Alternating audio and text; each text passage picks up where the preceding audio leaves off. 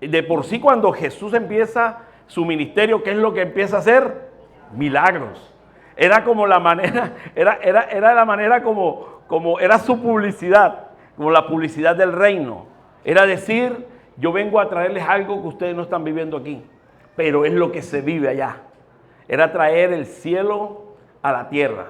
Y los milagros son una manera de esa manifestación del poder sobrenatural de Dios, que se vive allá y lo trae acá.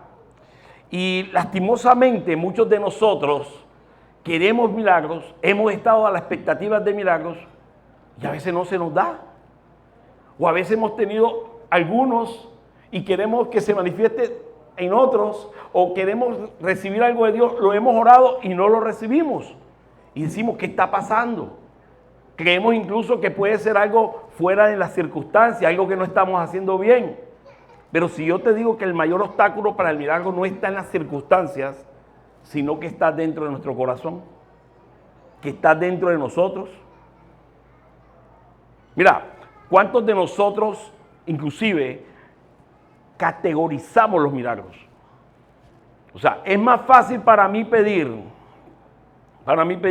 que Dios me sane, si estamos hablando de un milagro físico, que Dios me sane de una gripe, a creer que Dios puede hacerlo por un cáncer. Creemos que entonces un milagro es más fácil y el otro es más difícil. Pero para Dios es así. ¿Será que para Jesús es más fácil tener que sanarte de una gripe a sanarte de un cáncer? Jesús nunca dijo qué difícil fue este milagro. Somos nosotros los que lo decimos. Pareciera que entonces el mayor enemigo del milagro fuera el tamaño de él, el tamaño del problema. Pero Jesús en la Biblia siempre nos habló de un enemigo silencioso, más peligroso y mucho más difícil de detectar. Ese enemigo yo le llamo el ladrón de milagros. Y esto es con lo que voy a hablar el día de hoy. Quiero que ustedes comprendan, entiendan y puedan identificar cuál ha sido el ladrón de milagros en su vida, que no les ha permitido vivir una vida llena de milagros. Porque vivir en Cristo es vivir con todo, porque su palabra dice que en Él lo tenemos todo. Ese ladrón de milagros es la incredulidad. Vamos a Marcos 14 al 29. Es un poco extenso, pero de aquí voy a centrar todo lo que es esta enseñanza del ladrón de milagros. Dice, cuando llegó a donde estaban los discípulos, ¿quién? Jesús. Llegó Jesús. Cuando llegó donde estaban los discípulos, vio una gran multitud alrededor de ellos y escribas que disputaban con ellos. Había una disputa. Jesús entra y encuentra a los discípulos discutiendo con escribas. Y enseguida toda la gente viéndole se asombró y corriendo a él les saludaron. Él les preguntó, ¿qué disputáis con ellos? Le preguntó a quién, a los discípulos. Y respondiendo uno de la multitud dijo, maestro, ahora apareció un personaje, dice, traje a ti a mi hijo que tiene un espíritu mudo, el cual donde quiera le toma, le sacude, echa espumarajos y cruje los dientes y se va secando. Y dije a tus discípulos que lo echasen fuera y no pudieron. Y respondiendo él le dijo, oh generación incrédula. Voy a repetirlo. Oh generación incrédula. ¿Hasta cuándo he de estar con vosotros? ¿Hasta cuándo he de soportarlos? Ya Jesús está hablando de ¿qué? De incredulidad. Pareciera que le molestara. No vemos a Jesús diciendo, tranquilos, ay, pero es que, oigan, pero no, aquí vine yo. No, se molesta Jesús. Jesús muestra molestia. ¿Ante la qué? Ante la incredulidad. Traédmelo, y se lo trajeron. Versículo 20. Y cuando el espíritu vio a Jesús, sacudió con violencia al muchacho, quien cayendo en tierra se revolcaba echando espumarajos. Jesús preguntó al padre, ¿cuánto tiempo hace que esto sucede? Y él le dijo, desde niño. Y muchas veces le echan el fuego y en el agua para matarle, pero si puedes hacer algo, Jesús, si puedes hacer algo, ten misericordia de nosotros y ayúdanos. Jesús le dijo, si puedes creer, al que cree, todo le es posible. E inmediatamente el padre del muchacho clamó y dijo, creo, ayude mi incredulidad. O sea, te puedes imaginar, yo creo, ¿cuántos de nosotros estamos aquí? Y el Señor va a hacer un milagro, amén, será verdad. Amén, Señor, pero ayúdame a creer. Y cuando Jesús vio a la multitud, se agolpaba, reprendiendo al espíritu mudo, diciéndole, espíritu mudo y sordo. O sea, era un espíritu mudo y sordo, o que manifestaba sobre esa persona mudez y sordera. Yo te mando, sal de él, no entres más. Entonces el espíritu, clamando y sacudiéndolo con violencia, salió y él quedó como muerto. De modo que muchos decían, está muerto. Pero Jesús, tomándole la mano, le enderezó y se levantó. Cuando él entró en casa, sus discípulos le preguntaron aparte, ¿por qué nosotros no pudimos echarle fuera? Mira que no les dice, Señor, ¿por qué este espíritu no quiso salir? ¿Qué espíritu tan fuerte y difícil? No, es, ¿qué pasó que no pudimos?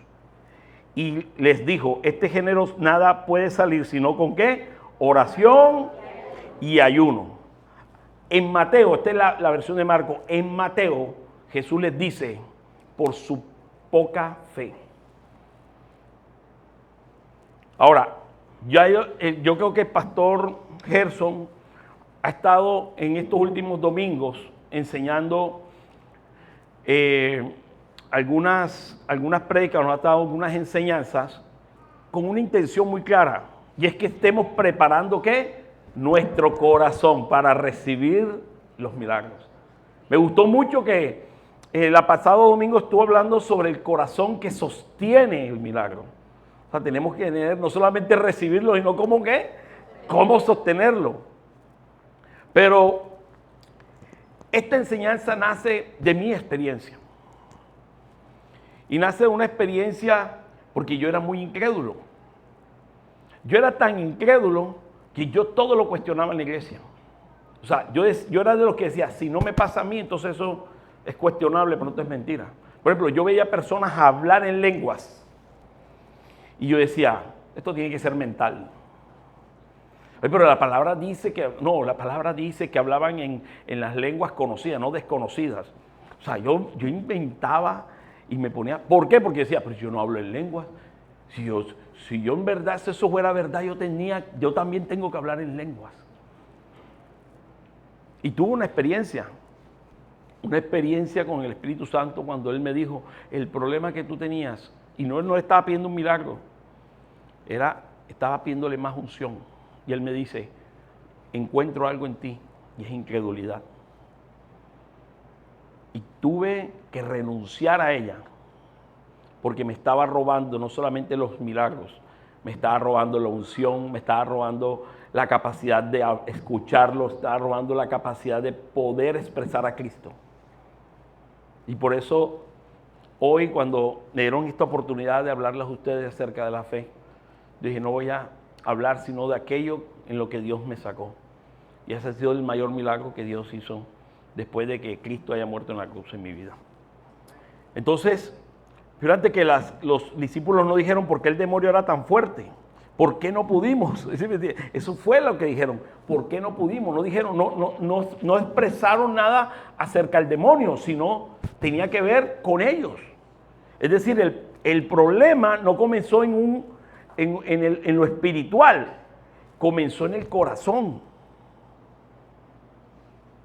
Cuando Jesús llegó, dice que encontró una discusión. Estaban discutiendo. Por eso es que él encuentra es incredulidad. Porque ¿qué pasa cuando un milagro no ocurre? En el nombre de Jesús, suelta, sal el demonio de él. Y el demonio no salía. Empezaron a encontrar ¿qué? Resistencia. ¿Cuántos de nosotros pedimos y encontramos resistencia? Y en vez de creer en que Dios lo va a hacer, lo comenzamos es a justificar. Entonces, cuando un milagro no ocurre, queremos tener una respuesta que nos permita sentir que entendemos lo ocurrido. Ahora, los discípulos eran testigos del poder de Dios.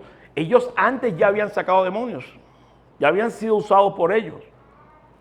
Porque es que la incredulidad no siempre dice que Dios exista. O sea, nosotros a veces lo que hacemos es condicionar qué es la incredulidad y la llevamos al Dios no existe. Creemos que los únicos incrédulos son los ateos. Pero ¿cuántos de nosotros hemos recibido al Señor, nuestro Dios, como Señor y Salvador? Hemos sido revestidos nuevamente en justicia por Él. Estamos en un nuevo nacimiento, pero seguimos incrédulos como un ateo. Porque la incredulidad no te dice Dios no existe. Muchas veces lo que nos susurra es, no creo que Dios vaya a hacerlo. No creo que este milagro sea para mí. Tengo que resolverlo yo. O sencillamente no soy digno. ¿Cuántas veces has estado pidiéndole al Señor y no ves el milagro y empiezas como los discípulos a justificar por qué no lo hizo? Y empezamos, y se nos viene a la mente, ¿no se le ha venido a la mente muchas veces? ¿Será que Dios no me está escuchando? ¿Será que no he hecho lo suficiente? Hoy quiero hablarte de 3 maneras rápidamente de cómo la incredulidad te roba los milagros. Y vuelvo y te digo, no se trata de creer más en Dios. Tiene que ver con algo que no hemos resuelto en nuestro corazón. El primer punto dice, la incredulidad te roba el milagro, la incredulidad te roba el milagro cuando reemplaza la dependencia por la ausencia. Perdón, por la autosuficiencia. Uy, ¿qué me pasó aquí? Cuando reemplaza la dependencia por la autosuficiencia. Mira, ya sabemos, los discípulos tenían experiencia. O sea, ya ellos habían liberado demonios. Ya ellos lo habían hecho. Ya habían visto milagros, ¿sí o no? Ya habían recibido autoridad. Dice la palabra que antes de este escenario, ellos ya habían ido, dice que Jesús los mandó de 2 en 2, ¿a qué? A liberar, a hacer milagros, a proclamar el evangelio. Ellos ya venían, ellos tenían la experiencia. Pero la autoridad recibida nunca significa dependencia del que te la da. Y yo creo que es ahí donde ellos fallan. Jesús estaba con ellos, de pronto estaba retirado y empezaron ya nosotros tenemos autoridad, ya nosotros sabemos cómo es esto. Ya nosotros sabemos lo que es sacar a un demonio. Ahora hagámoslo, pero sin Jesús. Sin ni siquiera el mandato de Él. ¿Y esto qué tiene que ver conmigo, Dani? ¿Cuántos de nosotros hemos recibido un milagro de alguna forma y queremos entonces que se repita de la misma manera y terminamos olvidándonos que el que produce el milagro es Él, no nuestra acción, no nuestra experiencia? Yo recuerdo muchos años atrás, antes de haber recibido a Jesús, yo no tenía empleo. Y recuerdo que me regalaron una novena. Y dije, alta esta novena es buena para los empleos. Pero yo les voy a contar algo, yo hago la novenita, pero la hago con tanta fe. Yo hacía los rezos, yo oraba, pero también le oraba a Dios y me ha salido el empleo. Y yo dije, wow, esta novena sirve. Y entonces a cualquier persona empezaba yo a recomendárselo.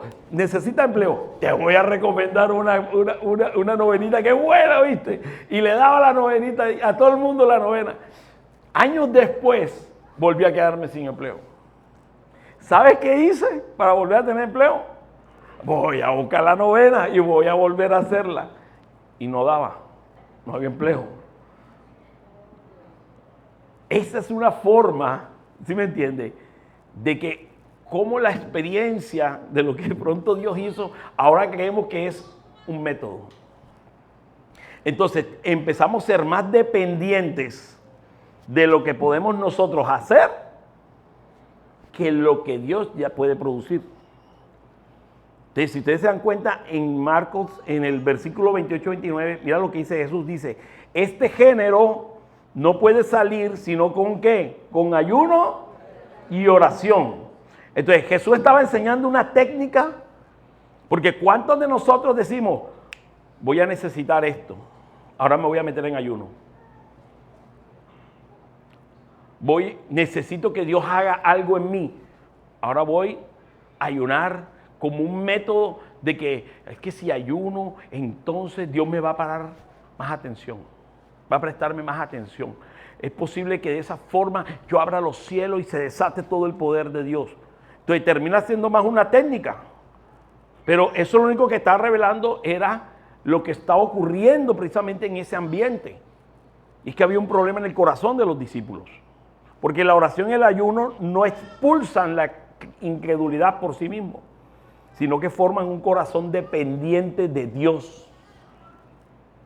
O sea, lo que estaba enseñando Jesús cuando dijo, este género solamente sale con ¿qué? Con ayuno y oración. Estaba hablando de dependencia. Ustedes no pueden salir a encontrar, a buscar milagros sin entender la dependencia que tenemos del que la da. La oración y el ayuno no aumentan nuestro poder, aumentan nuestra dependencia de Dios. ¿Por qué oramos? Porque decimos, no puedo, Señor, pero que se haga tu voluntad. Ahora, como hijo tú tienes autoridad, pero acuérdate, la autoridad espiritual nunca nace de la autosuficiencia, nace de permanecer y depender de Cristo. ¿Cómo? Eso, yo pensé que estaba solo.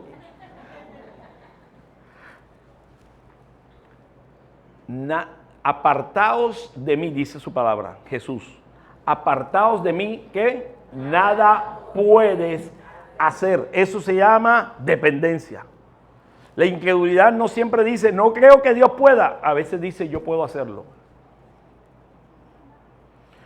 Esto ocurre cuando la habilidad y la experiencia reemplazan la dependencia.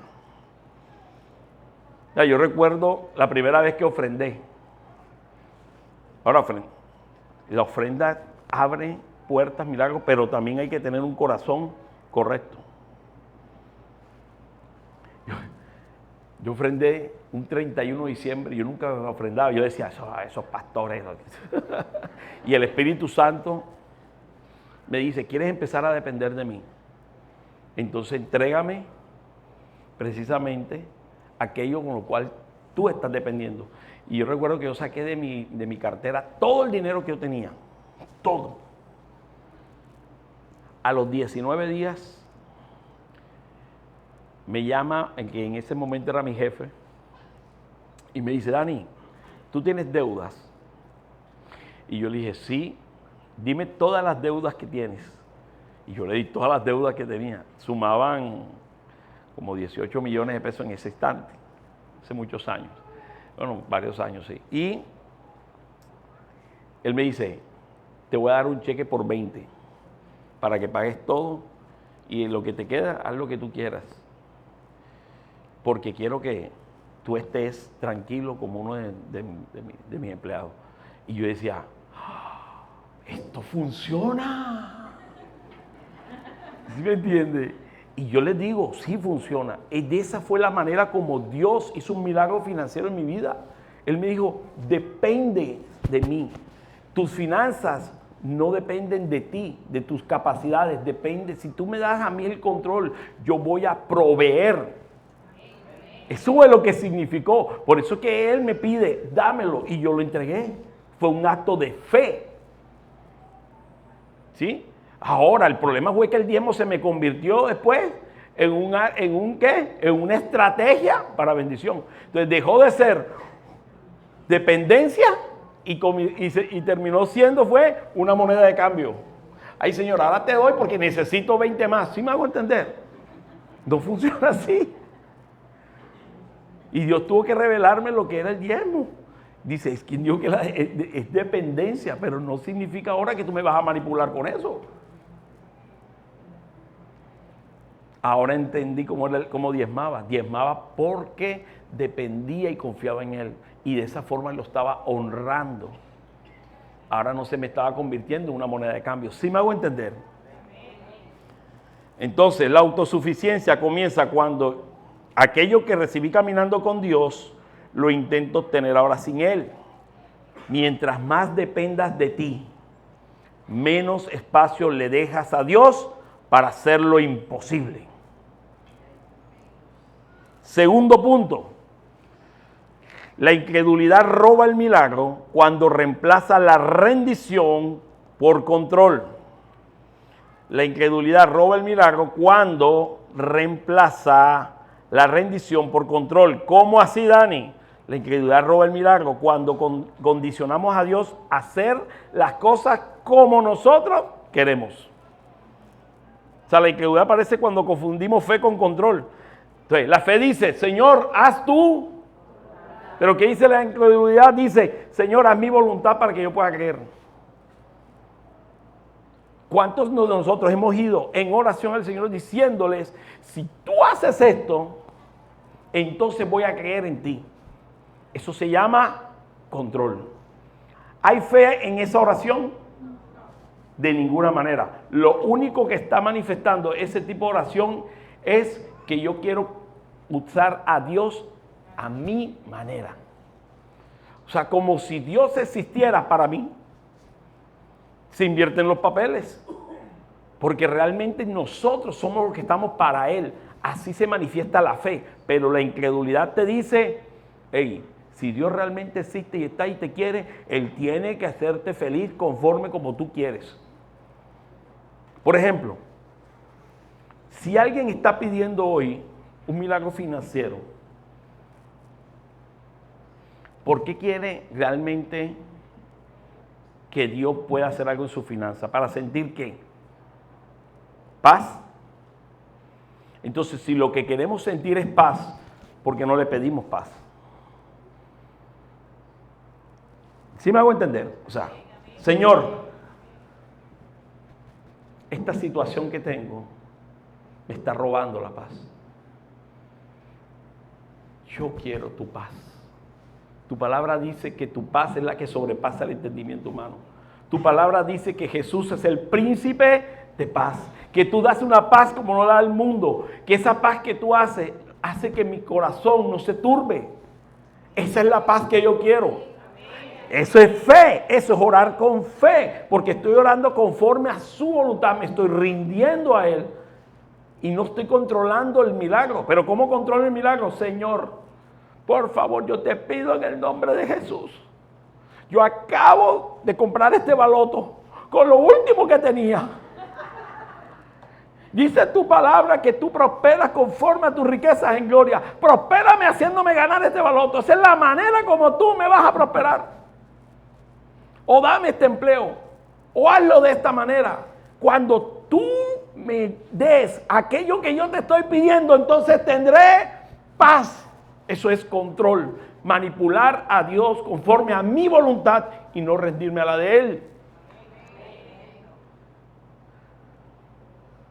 Y así es la incredulidad. Te está robando muchos milagros. Porque viene y Dios te puede dar el milagro que tú estás pidiendo. Y de pronto eso no es lo que te está dando paz. Pero Dios, que conoce a sus hijos, sabe qué es lo que necesitamos. Por eso el control muchas veces reemplaza la rendición que debemos tener. Y de esa manera nos está robando los milagros. El control es cuando no solamente queremos decir qué hacer. O sea, nosotros no decidimos qué hacer, sino que queremos decidir cómo y cuándo Dios debe hacerlo.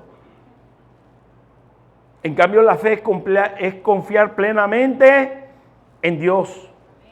La fe no exige entender el camino, solo confía en quien lo dirige. ¿Sí me está dando a entender aquí? Estamos recibiendo. Amén. Eso.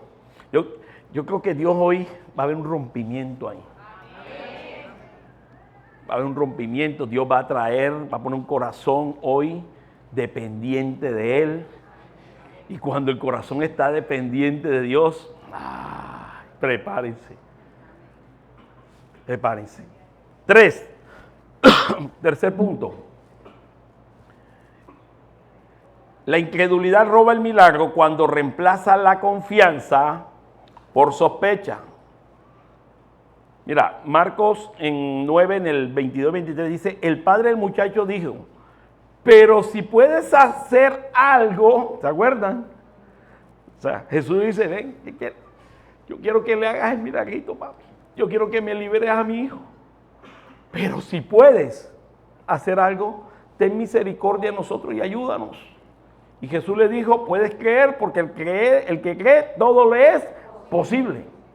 Entonces, aquí el hombre no solo estaba poniendo en duda la capacidad de Jesús, sí, porque dice, si puedes, sino también el deseo y la voluntad de Cristo para hacerlo. O sea, no solamente creo que, no sé si puedas hacerlo, no sé si quieras también hacerlo. ¿Cuántos de nosotros estamos así? Estamos orándole a Dios por un milagro y estamos poniendo en duda que Él quiera hacerlo. A veces no es que pongamos en duda que pueda, es que quiera. Porque la sospecha nos dice, yo no lo merezco. La sospecha dice, no oré lo suficiente. Fallé esta semana. Es que yo tengo demasiados errores. Es que yo primero para pedirle a Dios tengo que mejorar muchas cosas. A veces ni siquiera le pedimos, tenemos la capacidad de poder pedirle a Dios algo, porque creemos sencillamente que no lo merecemos. Que tenemos que comportarnos o hacer méritos.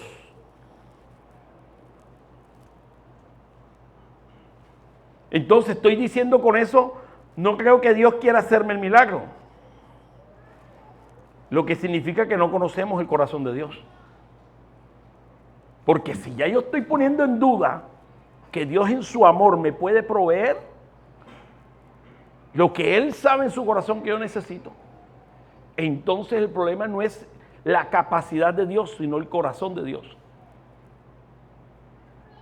Por eso es que la fe también se manifiesta en conocimiento del Padre. La Biblia habla de la medida de fe y habla de medida de conocimiento. Una va amarrada de la otra. A medida que hay más fe, hay más conocimiento del Padre. A medida que tengo más conocimiento del Padre, más se desprende mi confianza hacia Él. Y quiero llevarlo a Marcos 4, 35, 40 para que puedan entender mucho más este punto. Dice, al atardecer Jesús le dijo a sus discípulos, crucemos al otro lado del lago. Así que dejaron a las multitudes y salieron con Jesús en la barca, aunque otras barcas lo siguieron. Pronto se desató una tormenta feroz, y olas violentas entraban en la barca, la cual empezó a llenarse de agua. Jesús estaba dormido en la parte posterior de la barca, con la cabeza recostada en una almohada. Los discípulos despertaron. Tuvo un grito que dijeron, ¡Maestro! ¿No te importa que nos ahoguemos? Gritaron. Fue un grito. Cuando Jesús se despertó, claro, con tremendo grito que no se despierta, ¿verdad? Reprendió al viento y dijo a las olas, ¡silencio, cálmense! De repente el viento se detuvo y hubo una gran calma. Luego Él les preguntó, ¿por qué tienen miedo? ¿Todavía no tienen fe? Mira que Jesús no dice, no tienen fe, dice, todavía.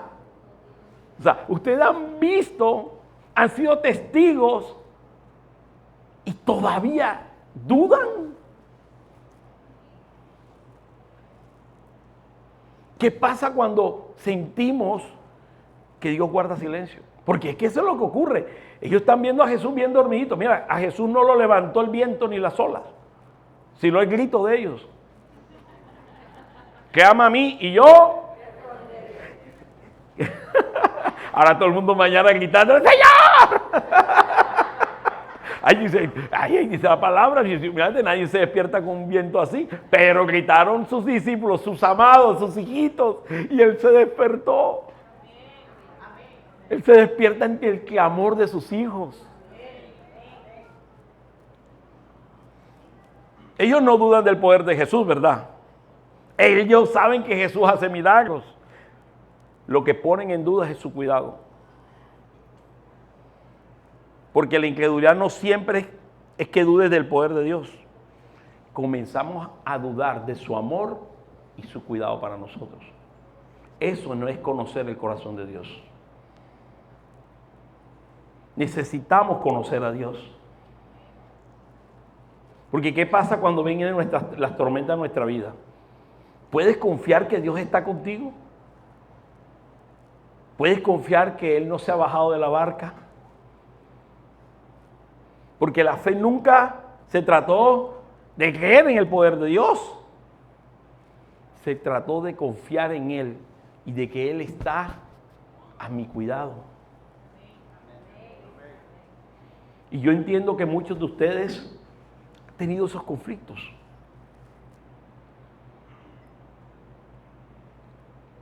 Cuando yo era niño, siempre quería un carrito de control remoto. Era mi sueño. Y cada vez que se lo pedí a mi padre, nunca me lo dio. Por eso es que cuando mi hijo tenía 1 año, no le compré uno, le compré como 5.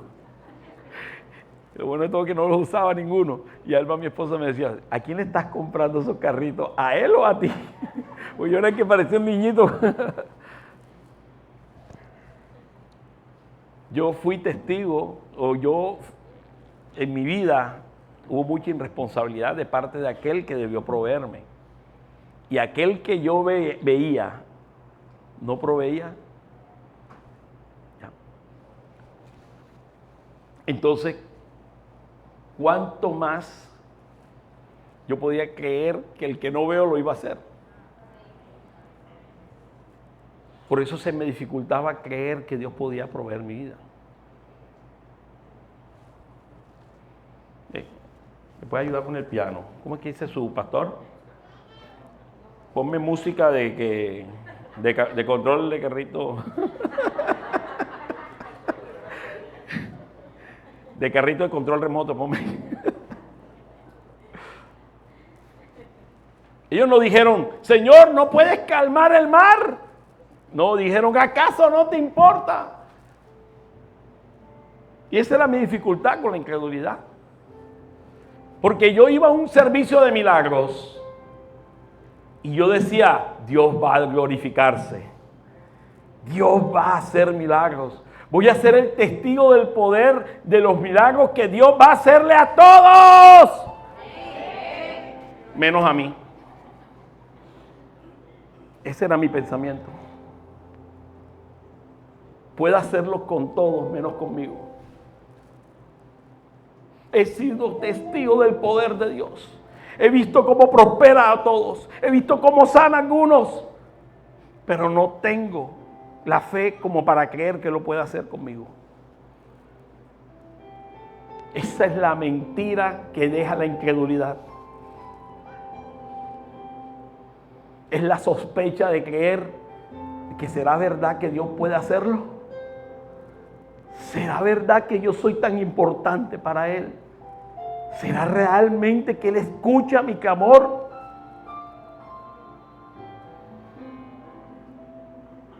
¿Acaso no te importa que nos ahoguemos? ¿Cuántos de nosotros le hemos gritado? ¿Acaso no estás viendo lo que estoy viviendo? ¿No te das cuenta de mi dolor? ¿No ves que estoy sufriendo? ¿Por qué permaneces dormido, Señor? ¿Por qué no haces nada? ¿Cuántas veces nosotros hacemos lo mismo que esos discípulos? Cuando una oración tarda, cuando una enfermedad continúa, cuando una puerta se cierra, Cuando el problema empeora, empezamos a creer que es que Dios no está prestando atención.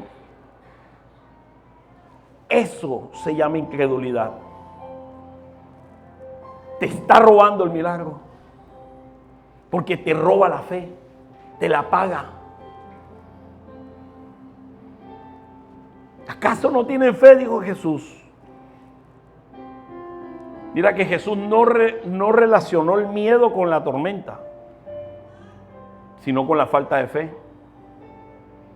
Porque el miedo nació cuando pensaron que Jesús no estaba haciendo nada.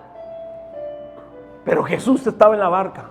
Jesús está en ti, está en tu corazón. Jesús está con tu familia. No tengas miedo, solamente cree, porque para el que cree todo le es posible. El silencio de Dios no significa ausencia.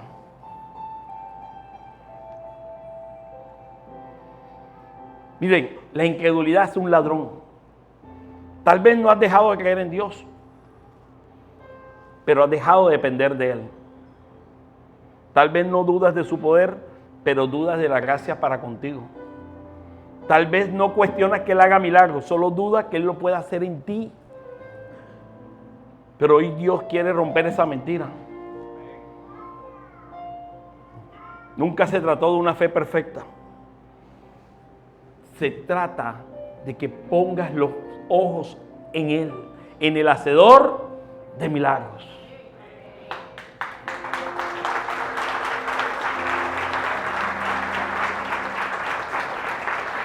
Con esto quiero terminar. Quiero ponte de pie para orar. Versículo 25 dice: espíritu mudo y sordo. ¿Cómo se llamaba el espíritu? Mudo y sordo. Yo te mando, sal de él y no entres más. La sordera y la mudez no solamente ilustran una condición física, ilustran una condición espiritual. Un espíritu que no te permite escuchar a Dios. Un espíritu que no te permite expresar a Dios lo que hay en tu corazón. La credulidad es ese espíritu que quiere anular tu fe. ¿Sí me hago entender?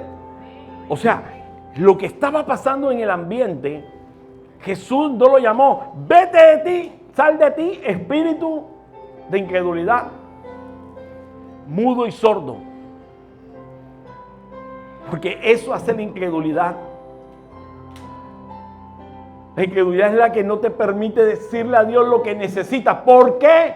Porque siempre está susurrando a tu oído: no te escucha. Él no está para ti. Mira todos estos años. La incredulidad alimenta el corazón huérfano. Pero la fe te conecta con tu identidad. La identidad de un hijo de Dios. Romanos 10:17 dice: así que la fe es por el oír y el oír la palabra de Dios. Así que Dios proveerá lo que necesiten, dice su palabra. Eso escucha sus promesas. Deja de escuchar la incredulidad y escucha la palabra de Dios que dice: vengan a mí los que están cansados y agobiados, yo les haré descansar. La palabra que dice: yo le he dicho estas cosas, que en mí hay en paz. Este mundo afrontará las aflicciones, pero ánimo, yo he vencido al mundo.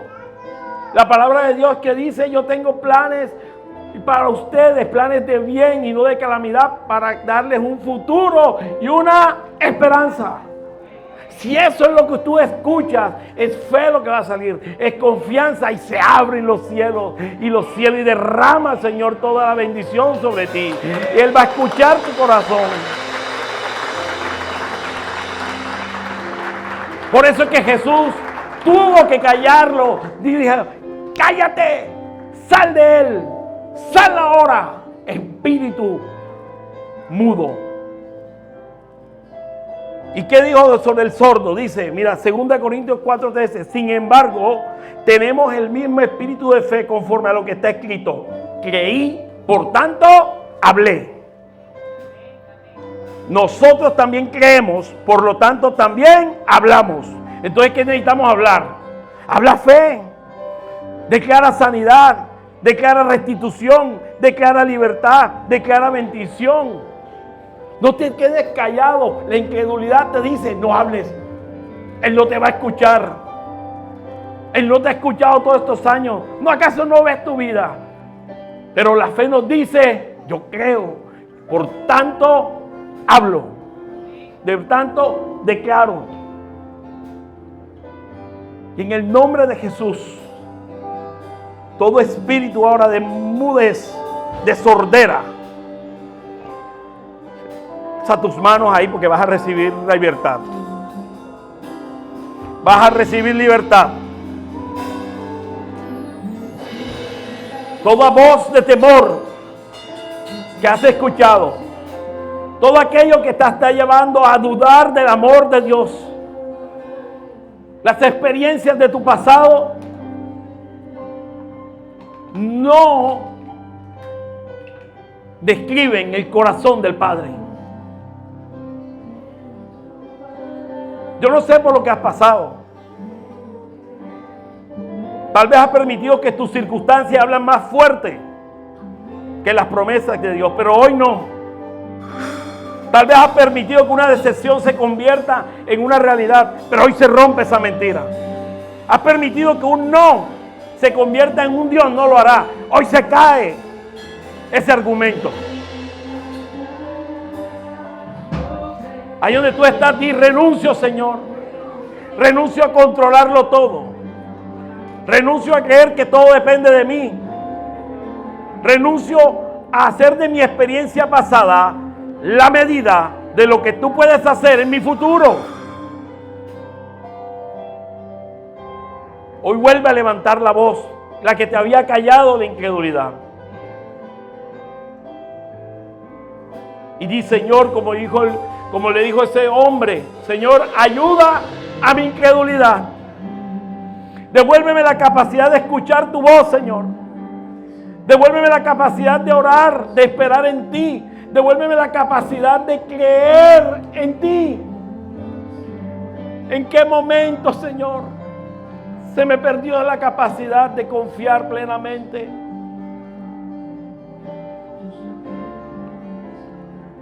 Y en el nombre de Jesús, espíritu sordo y mudo, yo te ordeno que te vayas ahora fuera y no vuelvas más.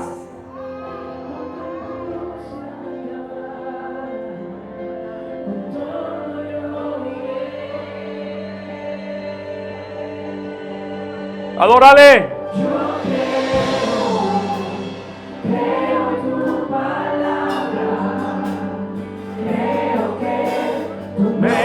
Díselo. Tú me levantarás. Yo creo en tu promesa. Yo creo que tú me levantarás. Tú me levantarás. Yo creo en tu fidelidad.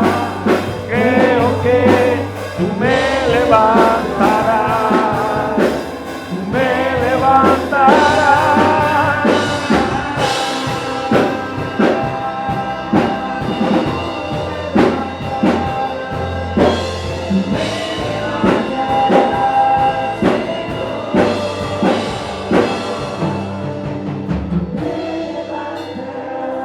Bendito y alabado sea el Señor.